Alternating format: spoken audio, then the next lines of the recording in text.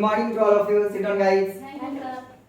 एक बार फिर से मैं आप लोगों को दुर्गा पूजा की शुभकामनाएं देना चाहता हूँ। दुर्गा पूजा बहुत नज़दीक आ गया, कलश स्थापना नज़दीक आ गया। ये आज आपका लास्ट क्लास ही है, इसके बाद मैं आपको दुर्गा पूजा की छुट्टी दूंगा। जैसे दुर्गा माँ गलत चीज़ों को बर्दाश्त नहीं की, वो पापियों का नाश की, इसी तरह से आपके भी दिमाग में, मस्तिष्क में, मन मस्तिष्क में अगर कोई तरह का पाप हो तो उसका भगवान आपको दुर्गा माँ नाश करे। सभी देवी देवताओं की कृपा आप पे बनी रहे, यही मेरी दिली इच्छा है। चलिए, तो ये एक टॉपिक जो है कंट्रोल एंड कोऑर्डिनेशन, हिंदी होता है इसका नियंत्रण और समन्वय। ये बहुत ही इंटरेस्टेड टॉपिक है और इससे एग्जाम में से क्वेश्चन पूछता ही पूछता है। कंट्रोल एंड कोऑर्डिनेशन का हिंदी होता है नियंत्रण और समन्वय। इसमें ऑब्जेक्टिव और सब्जेक्टिव दोनों टाइप का क्वेश्चन पूछेगा। तो इस चीज़ को हम लोग देखते हैं। हालांकि प्रीवियस क्लास में भी मैं आपको पढ़ा दिया था कंट्रोल एंड कोऑर्डिनेशन, और आज भी मैं आपको बता रहा हूँ कि कंट्रोल एंड कोऑर्डिनेशन का प्रीवियस क्लास में मैं लिखा दिया था और आज फिर से एक बार लिखा दिया हूँ। इसको आप नोट आउट कर लीजिएगा, इसका बाद में आप स्क्रीनशॉट ले लीजिएगा। कंट्रोल एंड कोऑर्डिनेशन में एक टॉपिक है जिसका नाम है ग्लैंड। ग्लैंड के बारे में समझिए। ग्लैंड होता क्या है? ग्लैंड का हिंदी होता है ग्रंथि। बॉडी के अंदर मौजूद ऐसा सब्सटेंस जिससे या तो एंजाइम्स निकलता है या हार्मोन्स निकलता है, या एंजाइम और हार्मोन दोनों एक साथ निकलता है, इसी को ग्लैंड कहते हैं। ह्यूमन बॉडी में यानी मानव के शरीर में 3 तरह के ग्लैंड पाए जाते हैं। ग्लैंड का टाइप पूछेगा तो आपको बताना है ग्लैंड 3 टाइप के होते हैं। एक होता है एक्सोक्राइन ग्लैंड, एक होता है इंडोक्राइन ग्लैंड, और तीसरा जो है वो होता है मिक्स्ड ग्लैंड। पहला ग्लैंड का नाम है एक्सोक्राइन ग्लैंड, दूसरे ग्लैंड का नाम है इंडोक्राइन ग्लैंड, और तीसरे ग्लैंड का नाम होता है मिक्स्ड ग्लैंड। पहला जो ग्लैंड मैं आपको बताया कि एक्सोक्राइन ग्लैंड, हिंदी होता है इसका बहिर्स्रावी ग्रंथि। ठीक है, इसके नाम पे आप मत जाएंगे क्योंकि बहिर्स्रावी ग्रंथि हो ये भी अंदर में, बॉडी के अंदर ही मौजूद होता है। ठीक है ना। उसके बाद इंडोक्राइन ग्लैंड भी बॉडी के अंदर मौजूद होगा, और मिक्स्ड ग्लैंड जो होगा वो भी बॉडी के अंदर ही मौजूद होगा। यानी ग्लैंड जो है आपको बॉडी के अंदर पाया जाने वाला वैसा सब्सटेंस है जिससे या तो हार्मोन्स रिलीज होगा, या एंजाइम से रिलीज होगा, या ये दोनों रिलीज होंगे। ठीक है, तो इसी के आधार पर आपको ग्लैंड को जो है 3 भागों में डिवाइड किया गया है। पहला देखते हैं एक्सोक्राइन ग्लैंड, जिसको कहते हैं बहिर्स्रावी ग्रंथि। इसके बारे में समझेंगे, क्योंकि प्रीवियस क्लास में मैं बता दिया हूँ, बस आज समझाता हूँ इसको कि एक्सोक्राइन ग्लैंड क्या होता है। कि वैसा ग्लैंड जिससे सिर्फ और सिर्फ एंजाइम निकले, ऐसा ग्लैंड जिससे क्या निकले, एंजाइम्स निकले, इसको एक्सोक्राइन ग्लैंड कहेंगे। ठीक है। इंडोक्राइन ग्लैंड किसको कहते हैं? तो वैसा ग्लैंड जिससे हार्मोन्स निकले, क्या निकले, हार्मोन्स, उसको इंडोक्राइन ग्लैंड कहेंगे। और मिक्स्ड ग्लैंड किसे कहते हैं? तो वैसा ग्लैंड जिससे एंजाइम भी निकले और हार्मोन्स भी निकले, इसीलिए उसका नाम मिक्स्ड ग्लैंड पड़ा, दोनों निकल आया, इसीलिए मिश्रित ग्रंथि कहते हैं उसको। तो आते हैं एक्सोक्राइन ग्लैंड पे। ये इतना तो आप लोगों को पता चल गया कि एक्सोक्राइन ग्लैंड से क्या निकलता है, हार्मोन्स, सॉरी एंजाइम्स निकलता है। एक्सोक्राइन ग्लैंड से क्या निकलता है, एंजाइम्स निकलता है। और दूसरी बात आपको मैं बता देना चाहता हूँ कि ये एंजाइम हमेशा डक्ट में बहता है। डक्ट क्या होता है, नली। जैसे हम लोगों का ब्लड जो है आपको वेन और आर्टरीज में, नली में बहता है, पाइप में बहता है। हमारे बॉडी में एक नली है जिसके द्वारा खून बहता है। ठीक है ना। इसी तरह से एंजाइम भी डक्ट में बहते हैं, डक्ट के अंदर बहते हैं, यानी नली के अंदर बहते हैं। ब्लड से इसका कांटेक्ट नहीं होता है, एंजाइम का कांटेक्ट ब्लड से नहीं होता है।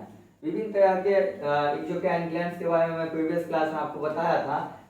1.1, 2 और 3 तीनों पॉइंट में आपको पहले बता दिया था कि आई में कौन सा एंजाइम होता है, आई में कौन सा जो है एक्सोक्राइन ग्लैंड होता है। इसके अलावा आई में 2 आई मतलब आंख में 2 एक्सोक्राइन ग्लैंड के बारे में बताया था, और कान में 1 एक्सोक्राइन ग्लैंड के बारे में प्रीवियस टॉपिक में मैं बता दिया था। आज जो हम लोग पढ़ेंगे उसके आगे का टॉपिक पढ़ेंगे एक्सोक्राइन ग्लैंड का चौथा रूप, जिसका नाम लिखे स्वेट ग्लैंड। क्या नाम है, स्वेट ग्लैंड। इसको स्वीट मत पढ़ लीजिएगा, स्वीट मतलब मीठा होता है।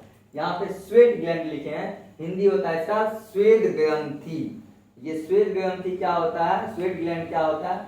तो स्वेट ग्लैंड के द्वारा पसीना का निर्माण होता है। आपके बॉडी में पसीना बहता है ना, पसीना निकलता है ना, ये पसीना कहाँ से बनता है? तो स्वेट ग्लैंड पसीना बनाता है। आपके बॉडी में मौजूद ऐसा एक्सोक्राइन ग्लैंड जो पसीना बहाए, पसीना का निर्माण करे, उसे स्वेट ग्लैंड कहते हैं, स्वेट ग्रंथि कहते हैं। पसीना किसका एग्जाम्पल है? एक्सोक्राइन ग्लैंड का एग्जाम्पल है। ठीक है, कहाँ से निकलता है? स्वेट ग्लैंड से निकलता है। क्या पसीना जो है ये ब्लड के कांटेक्ट में आता है? कभी आपने देखा कि किसी व्यक्ति का पसीना निकल रहा है और साथ साथ जब पसीना वो देखा तो उसमें ब्लड भी है? तो पसीना जो एक एक्सोक्राइन ग्लैंड का एग्जाम्पल है, इससे ये जो है जितने भी एक्सोक्राइन ग्लैंड के एग्जाम्पल मैंने आपको लिख रखा है मैं यहाँ पे, वो कोई भी एक्सोक्राइन ग्लैंड ब्लड के कांटेक्ट में नहीं होगा, ये डक्ट के माध्यम से बहेगा सिर्फ। ठीक है, तो पसीना से ब्लड का कोई भी कांटेक्ट नहीं होता है, ये बात याद रखिएगा। पसीना का निर्माण कौन करता है? तो स्वेट ग्लैंड करता है। ठीक है, स्वेट ग्लैंड किसका एग्जाम्पल है? एक्सोक्राइन ग्लैंड का एग्जाम्पल है। अब हम लोग आते हैं फिफ्थ पॉइंट पे। फिफ्थ पॉइंट, इससे पहले का जो 1 to 3 वाला पॉइंट है, इसका मैंने एक वीडियो बनाया है और वीडियो को मैं पोस्ट भी कर दिया हूँ, तो आप लोग वहाँ पे डिस्क्रिप्शन में मैं लिंक दे दूंगा, आप जाकर के वहाँ से देख लीजिएगा, अच्छा होगा समझने में। आते हैं फिफ्थ पॉइंट पे। फिफ्थ पॉइंट का नाम है सेबासियस ग्लैंड। सेबासियस ग्लैंड क्या होता है? इससे सीवम निकलता है। सीवम समझते हैं? तैलीय पदार्थ। आपके मुंह में जो है सुबह सुबह उठिएगा तो नाक में पूरा एकदम तेलीय पदार्थ रहेगा, चिपचिपा पदार्थ। तो ये जो चिपचिपा पदार्थ रहता है, तेलीय पदार्थ का निर्माण करता है। किससे होता है? तो सीवम से होता है। सीवम जो है कहाँ से निकलता है? तो सेबासियस ग्लैंड से निकलता है। ये सेबासियस ग्लैंड किसका एग्जाम्पल है? एक्सोक्राइन ग्लैंड का एग्जाम्पल है। क्या कभी देखे कि किसी के नाक में से सुबह सुबह किया है उससे खून निकले?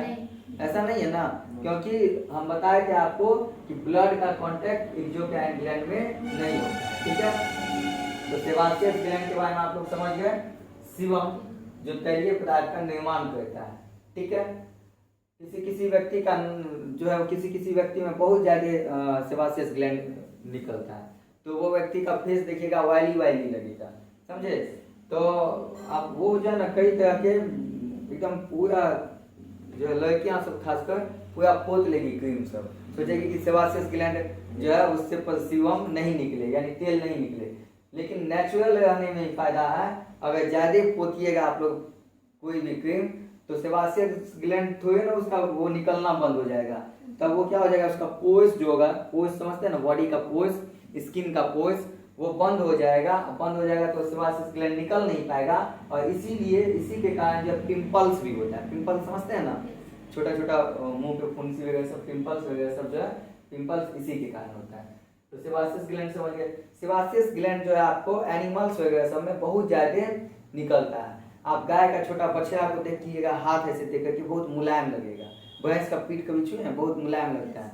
तो ये सब जो है एनिमल्स में, और बर्ड्स में तो सबसे ज्यादा होता है। पक्षी का पंख जो है सेबासियस ग्लैंड उसमें रहता है, एकदम पूरा मुलायम रहता है। कभी बरसात में देखिएगा कि वो पक्षी भीगती नहीं है, उसका पंख से पानी नीचे चला जाता है। ठीक है ना, तो सेबासियस ग्लैंड आपको एक पक्षियों में और जानवरों में अधिक होता है, मनुष्य के बॉडी में भी ये होता है। चलिए आते हैं छठा पॉइंट को, जिसका नाम है सिलेबरी ग्लैंड। सिलेबरी ग्लैंड का हिंदी होता है लार ग्रंथि।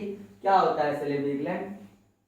तो आपके बॉडी के माउथ कैविटी या बकल कैविटी, जिसको मुख गुहा कहते हैं, इसमें एक टंग होता है। टंग समझते हैं ना, जीभ। यहाँ पे जो है 3 तरह के सलाइवा बनते हैं। ठीक है, सिलेबरी ग्लैंड 3 तरह के पाए जाते हैं टंग में, जीभ में, उससे सलाइवा बनता है। सलाइवा मतलब क्या?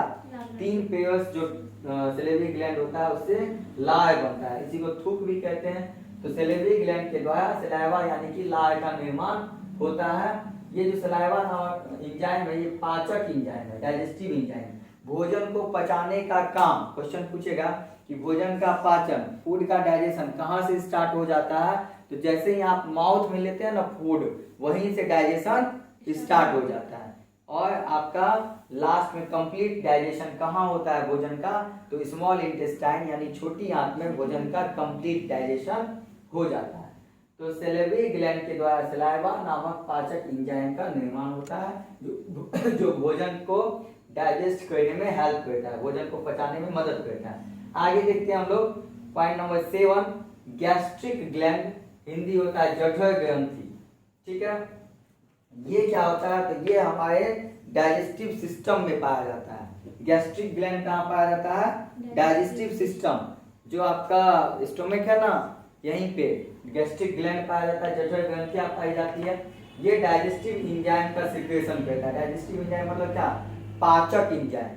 भोजन तो यहाँ से स्टार्ट हुआ था, सिलाया भोजन पचाना स्टार्ट किया, क्या भोजन कंप्लीट माउथ में ही पच गया था, डाइजेस्ट हो गया था? जी नहीं। इसके बाद जो है ओइसोफेगस होते हुए वो हमारे स्टोमक में गया और वहां पे भोजन का डाइजेशन फिर से स्टार्ट हुआ, भोजन पचना स्टार्ट हुआ।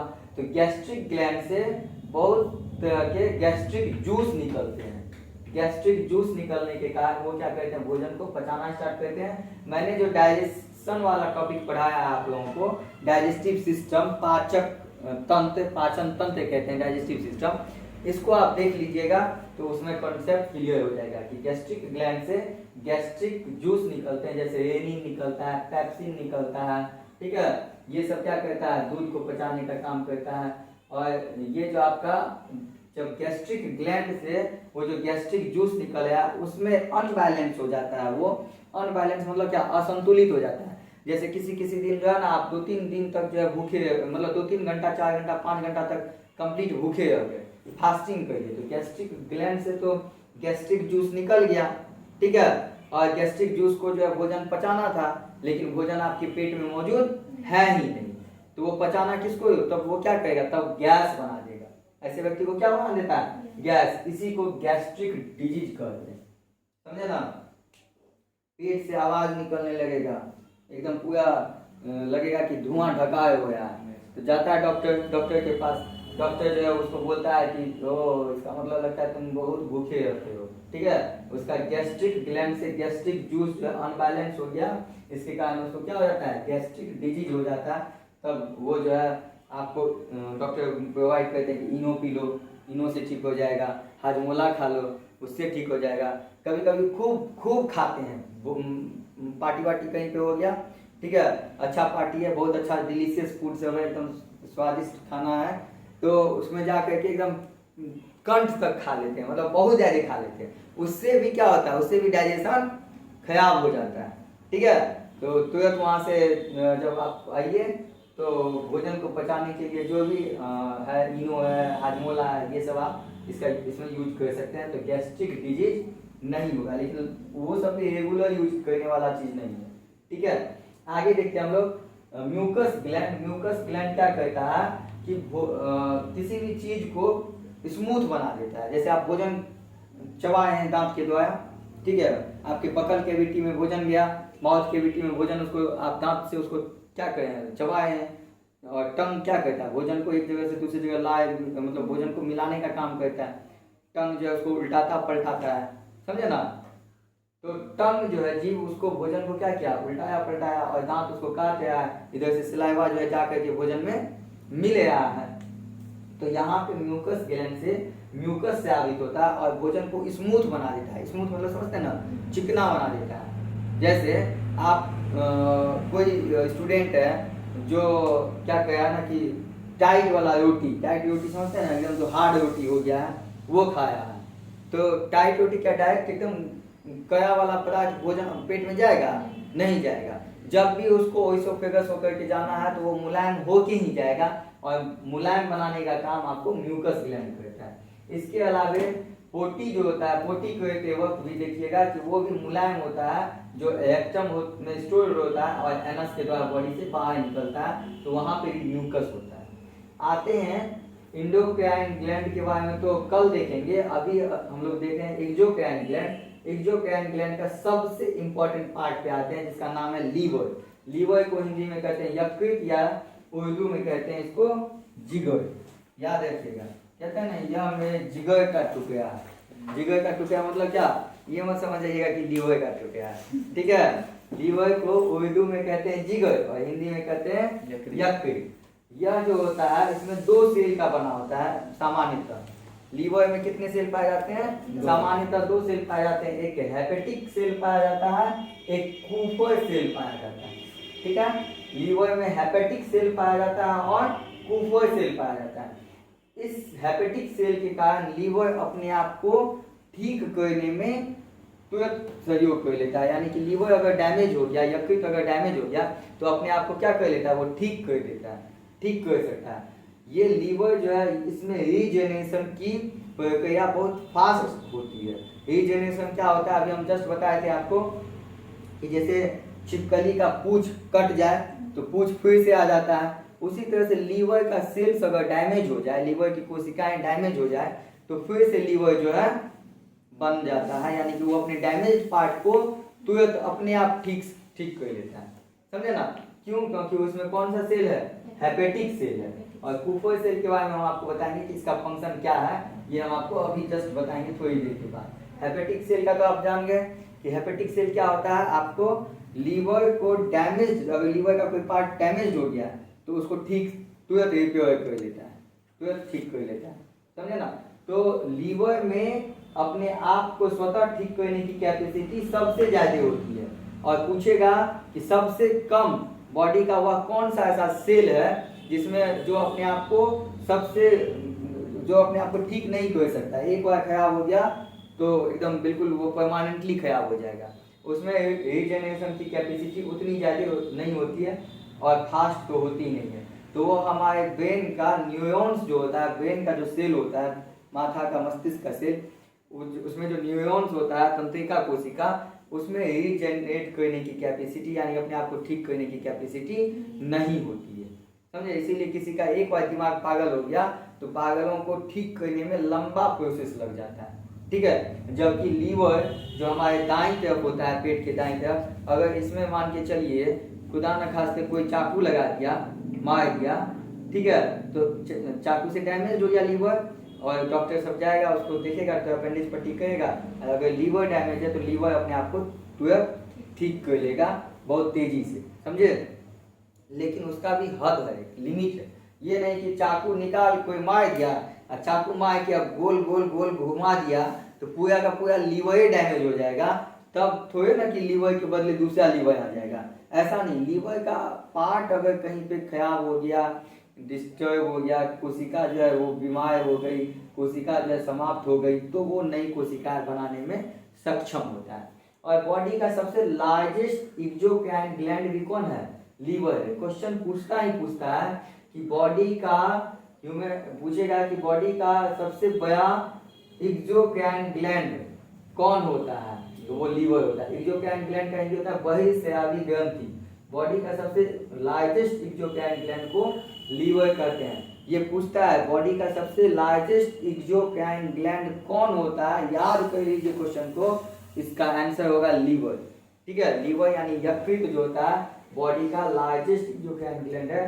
कई एग्जाम में पूछता है, 10th क्लास में पूछेगा, 12th में पूछेगा, कॉम्पिटिटिव एग्जाम का आप एग्जाम दोगे, कॉम्पिटिटिव एग्जाम दोगे जब आप, ठीक है, किसी परीक्षा में बैठे हो, आप एसएससी में बैठे हैं, ठीक है, सीजीएल में बैठे हैं, या जो भी एग्जाम है कॉम्पिटिटिव एग्जाम है, अगर आप वहाँ पे देते हो, ठीक है, एएनएम वगैरह सब का एग्जाम होता है, तो वहाँ पे ये सब क्वेश्चन पूछता है। इसीलिए इस चीज को, बेसिक चीज को याद रखिएगा कि लार्जेस्ट एक्सोक्राइन ग्लैंड बॉडी में कौन है, तो वो है लीवर। लीवर मतलब यकृत। ठीक है?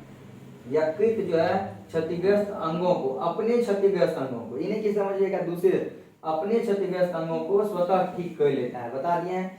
लीवर में दो चीज बनता है, एक होता है बिलिरुबिन, ठीक है, बिलिरुबिन बनता है।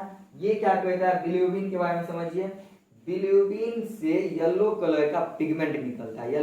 येलो बोले तो पीला, पीला पिगमेंट निकलता है बिलिरुबिन। तो बिलिरुबिन अगर बॉडी में बहुत ज्यादा बनने लगे, लीवर में जो बिलिरुबिन पाया गया वो बहुत ज्यादा बनने लगे, तो वो व्यक्ति जो है क्या हो जाएगा, जॉन्डिस डिजीज से ग्रस्त हो जाएगा। जॉन्डिस मतलब पीलिया रोग हो जाएगा। डॉक्टर उसको देखेंगे, आंख ऐसे चेक करेंगे, कहीं क्या देखें, आंख अगर पीला हो गया, इसका मतलब सिम्टम्स किस चीज का है, जॉन्डिस का है। ठीक है? नाखून का पीला हो जाना जॉन्डिस का। इतना बिलिरुबिन बन जाता है कभी कभी कि व्यक्ति का पूरा बॉडी ही पीला हो जाता है। समझे? तो इसका मतलब समझिए कि उसको जो है जॉन्डिस हो गया। येलो कलर प्रदान करता है, अधिकता अगर हो जाती है इसकी, बहुत ज्यादा अधिक हो जाता है तो व्यक्ति को जॉन्डिस हो जाता है। ठीक है? इसके अलावा ये बिलिरुबिन जो है पोटी को पीला करने का काम करता है। पोटी मतलब क्या, आप बाथरूम में जाते हो, टॉयलेट में जाते हो, तो वहां पे पोटी को ये कहता है पीला बनाने का काम करता है, लेकिन इसका काम है पोटी को पीला बनाना। लेकिन बहुत ज्यादा बनने लगे तो आंख पीला हो जाएगा, नाखून पीला हो जाएगा, पूरा बॉडी पीला हो जाएगा और व्यक्ति जॉन्डिस से ग्रस्त हो जाएगा। ठीक है, तो ये होता है लीवर में मौजूद बिलिरुबिन के कारण जो येलो कलर प्रदान करता है। याद रखिएगा, क्वेश्चन पूछता है, बहुत इंपॉर्टेंट क्वेश्चन है। आगे देखते हैं हम लोग। इसके बाद लीवर में बिलिवर्डिन भी पाया जाता है। बिलिवर्डिन ये ग्रीन कलर प्रदान करता है। येलो कलर कौन प्रदान करेगा? तो बिलिरुबिन।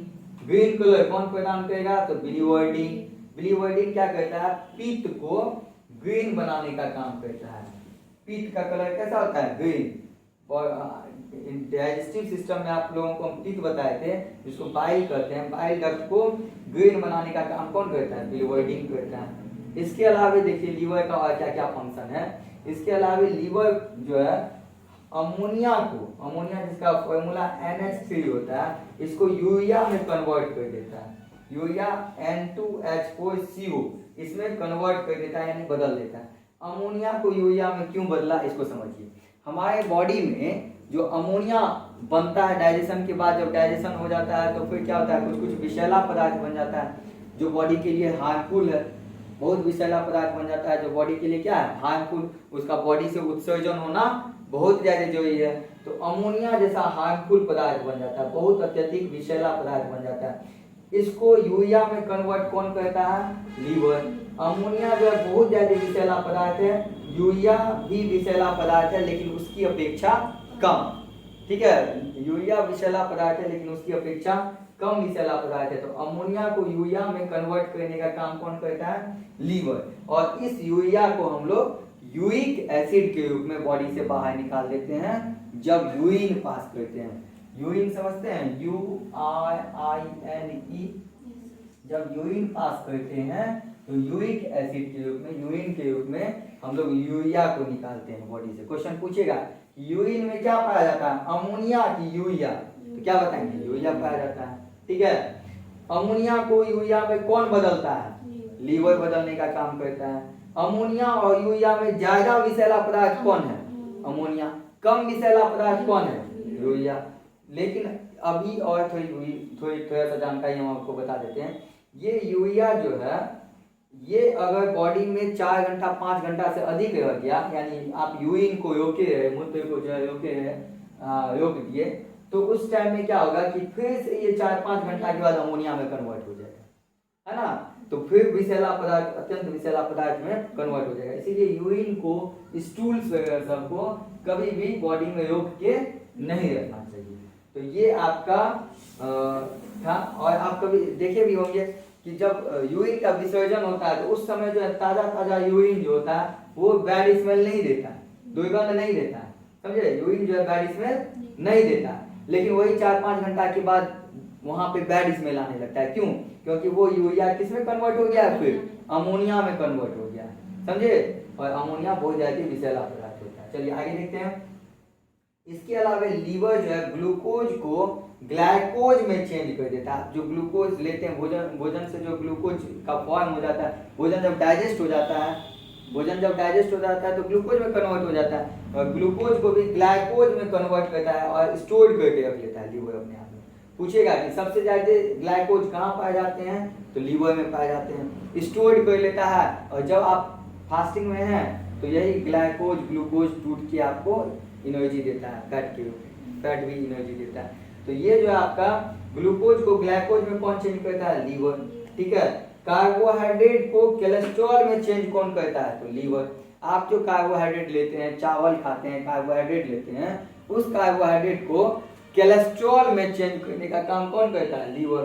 बैड कोलेस्ट्रॉल आपके बॉडी में बन गया तो आप क्या हो जाइएगा? पहले तो कार्बोहाइड्रेट जो है आपको फैट के रूप में ये हो जाएगा।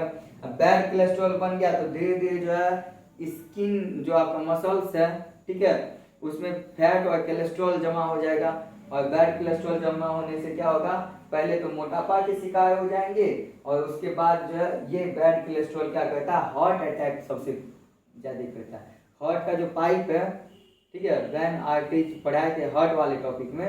हार्ट में आपको बताए थे पुल्मोनरी वेन होता है, पुल्मोनरी आर्टरीज होता है। वो हार्ट वाला भी वीडियो का डिस्क्रिप्शन में लिंक दे देंगे, उसको आप देख लीजिएगा वहां से।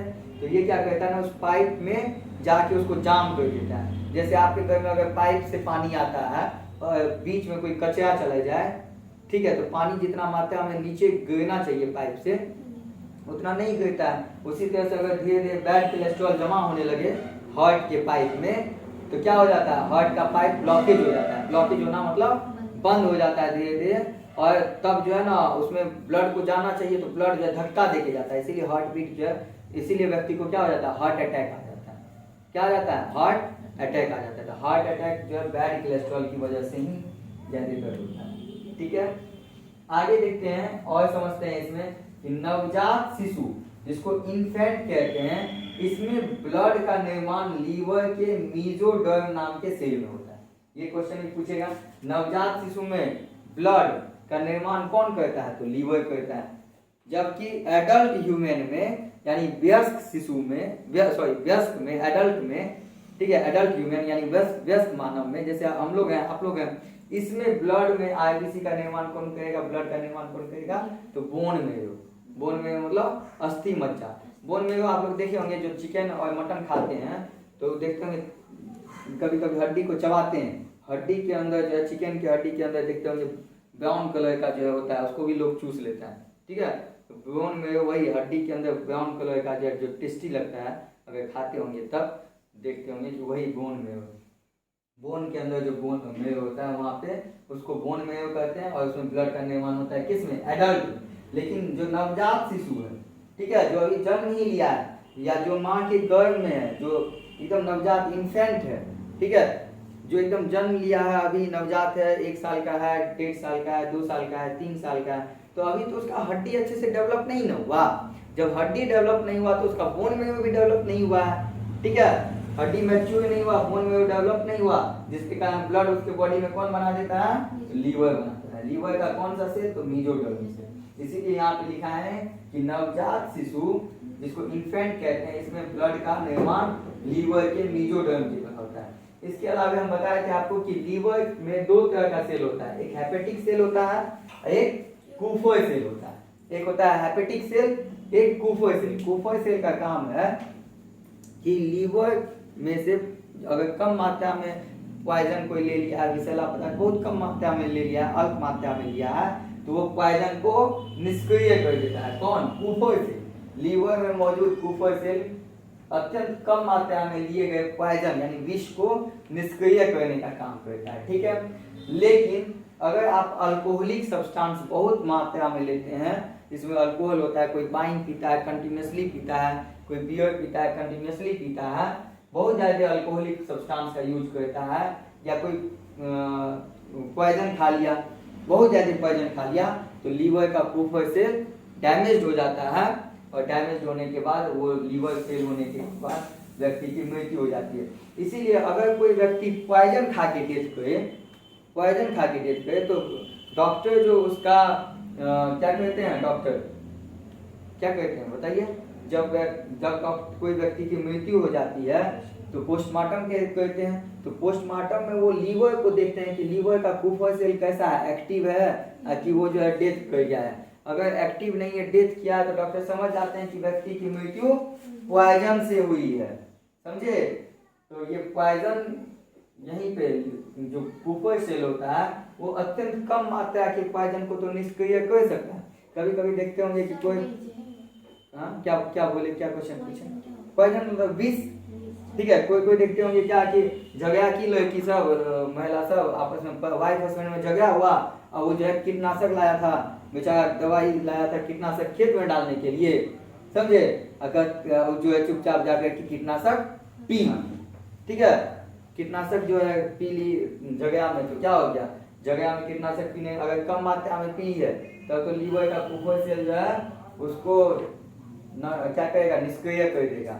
ठीक है, और वो महिला ठीक हो जाएगी। लेकिन बहुत एकदम पूरा कीटनाशक बहुत विषैला पदार्थ है, उसको अगर ले लिया 2-3 ढक्कन, 4 ढक्कन, 5 ढक्कन ले लिया, तब तो उसका कुफोय सेल जो है ना वो बेहोश हो जाएगा, खुद जो है ये हो जाएगा, तो ठीक नहीं कर पाएगा। इस तरह से ऐसे व्यक्ति की मृत्यु हो जाती है। तो पूछेगा कि कोई भी व्यक्ति विष खा के अगर डेथ कर जाए या विषैला पदार्थ खा ले तो इसका जांच किससे करेंगे? लीवर से। किससे करेंगे? लीवर से। लीवर क्यों? क्योंकि कुफर से जो होता है ना, उसका निर्माण लीवर जल्दी जल्दी कर लेता है।